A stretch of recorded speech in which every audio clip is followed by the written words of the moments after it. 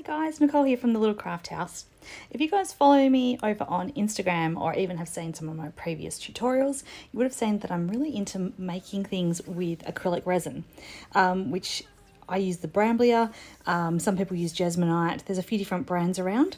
But anyway, just showing you at the moment a really quick little version of me making up some dishes, just so you know what I'm talking about. If you want to see the actual tutorials for how to make them, talking about measurements and all that sort of stuff, just scroll back through my tutorials here because I've got a couple of step-by-step tutorials. Okay, so today's tutorial, and sorry, I'm saying the word tutorial a lot. Today's thing that we're doing, I suppose, is a part 2 to making these dishes or trays. So if you've ever worked with acrylic resins before, you'll know that it is quite different to working with epoxy resins, and it does take a little bit of practice to get things to work how you wanted. For example, I wanted these ones to be more of a marble effect like what you see on the bottom. It didn't quite work out like that. So when you're learning any new craft, it does take a lot of practice and perfecting ways and techniques to make things the way you want them. So this one here is that one that I just demolded, and as you can see, some of the colorings are a little bit imperfect. It also has quite a few little bubble craters as well. So these dishes here I've sat over in my reject pile with knowing that I will do something with them one day, and today is the day that I'm going to do that something with them. So a little while ago, I came across a tutorial by Claire's Crafty Corner, also here on YouTube, and she did some Jesmonite dishes with some scrapbooking paper. So I tried her technique, and unfortunately it didn't work for me, but I really liked the idea. So I just been playing around a little bit and thought that I would use these dishes to add the paper.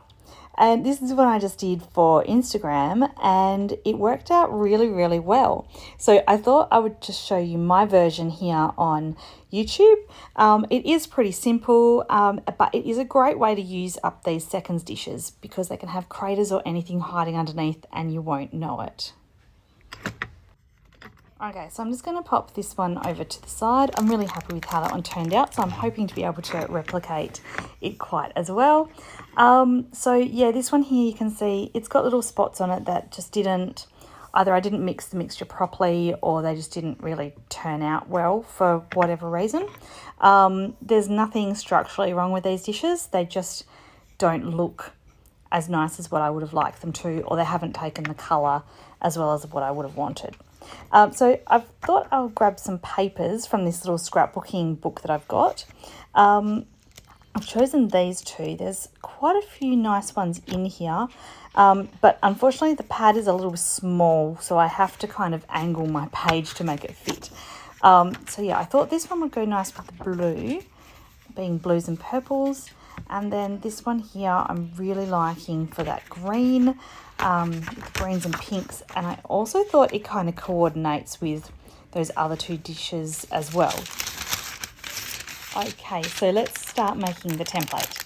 So I've got myself some baking paper here, and I'm just pressing it into the dish and running my fingernail around the edge, and that's just kind of scoring it to leave a line which is going to let me, will give me a template to cut out.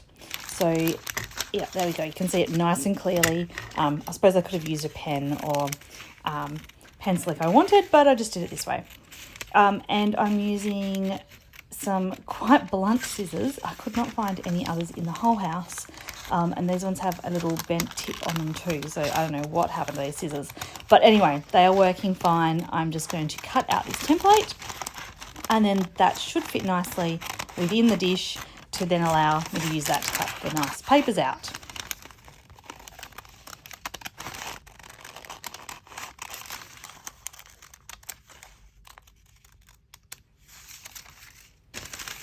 Alright, so I'll just pop that scrap to the side and just make sure that it fits, which it does. Sometimes they still need a bit of trimming or whatever, but that seems to fit fine. So yeah, I'll pop that to the side and I'll just get my papers ready. Okay, so I'm just going to move these dishes to the side. So I am working in a tiny little space at the moment. My craft desk has got so many different things, so many different projects all on the go at the moment. It's not leaving me much room to work. But anyway, we will make the best of this situation.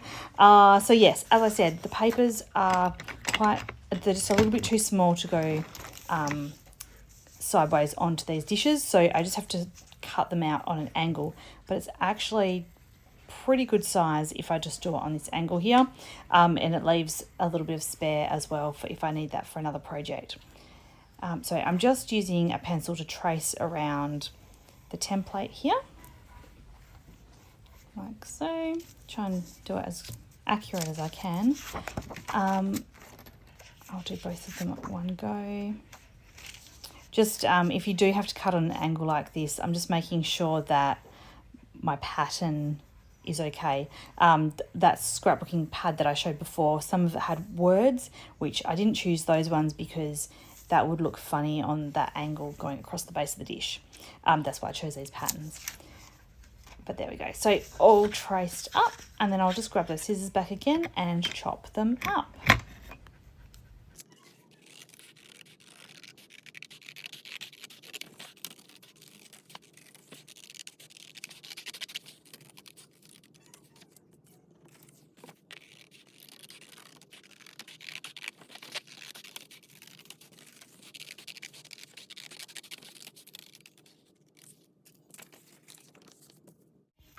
Right, so before we glue the pieces in, I'm just going to give the dishes a nice good wipe down. I'm just using an alcohol wipe. That's just cleaning the dish. It's getting off any dust and just making sure that they are nice and smooth. This one's got a little bit of black marking on. I think it is actually ink of pigment from when I made it because it's not coming off. But that's okay. Just cleaning the internal because I don't want any lumps or bumps when we place the paper in. So yeah, just giving it a nice clean off. Oh, and I don't think I mentioned before either that I haven't completely finished these. So once we've finished the internals, I will need to sand the bases of these as well. Okay, so I'm going to grab Mod Podge. I always say it wrong, Mod Podge. And that is what I'm going to glue my papers in with. Now, being scrapbooking papers, they are acid-free, and the Mod Podge shouldn't affect the dyes and colours within the paper. When I did the other technique of placing the papers in from the other tutorial that I had followed, it made the colours of the paper bleed, and it also didn't stick well, so it actually just peeled up. So that's why I thought I will give the Mod Podge a go and see how that works, and so far I've found it to work really well. So it could be because I'm using the Bramblier version, not actual Jesmonite.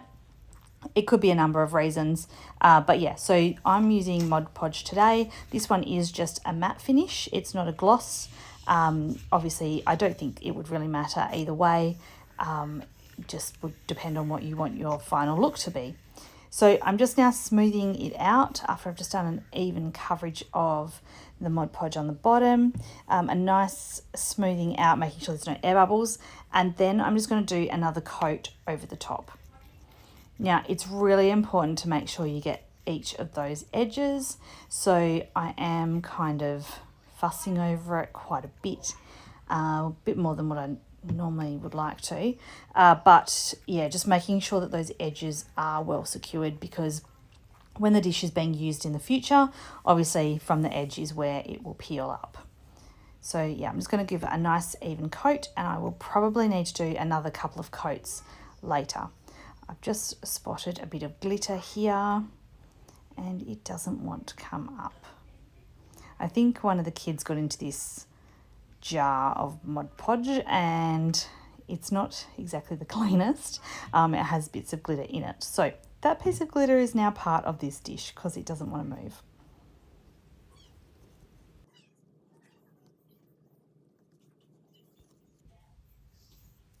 Okay, so that one is done, and I will move on to the blue one. I did have to clean my brush onto this one just before, that's why it's got a little bit there. I had way too much loaded onto the brush. Anyway, just doing that nice even coat, making sure that there's plenty around the edges. Yeah, it is always easy to not get enough on those edges. So just doing that nicely around.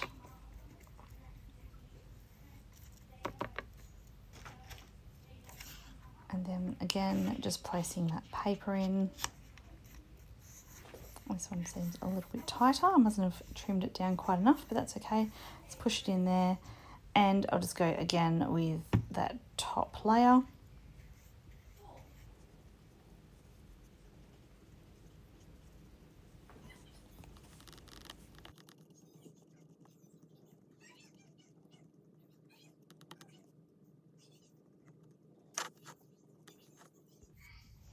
Okay, so there we go. Both of those are now done. I'm going to just leave them now for a bit to dry. I might actually just leave them overnight to dry properly, and then I will come back. Okay, it's now the next day. I actually ended up giving these guys 3 coats of the Mod Podge just to seal them. They are sealed really well to the edge there. I can't seem to scratch it up without, well, even trying to. I actually can't get them up. So yeah, I'm quite happy with how well that is sealed and quite permanent on there. Yeah, I'm really happy with these, and I'm happy with the way that they look. I'm happy with the way that they are secured, and I think that this was an awesome little project for upcycling those dishes that I otherwise had no use for. So I just want to thank you for joining me again today. And as I said at the beginning of the video, if you do want to see a tutorial for making the acrylic resin dishes in the first place, I will pop a link in the description box. I'll also pop a link in for Claire's Crafty Corner as well with her original idea. And yeah, it's lots of fun, and it is a great way to upcycle those otherwise unusable pieces. So thank you for joining me today, and I hope to see you again next time. Bye for now.